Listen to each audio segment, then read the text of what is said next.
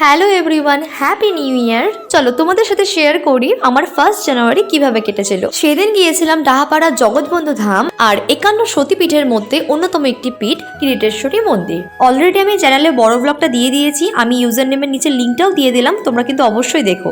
জানি না 2024 সালটা আমার কেমন কাটবে, তবে 2023 সালটা আমার খুব ভালোভাবেই কেটেছে।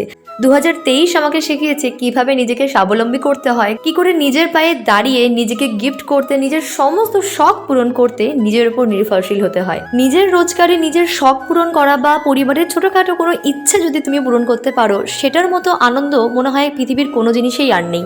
এছাড়াও 2023 আমাকে ম্যাচিওর হতে শিখিয়েছে, আর শিখিয়েছে মা বাবা ছাড়া এই পৃথিবীতে কেউই আপন হয় না।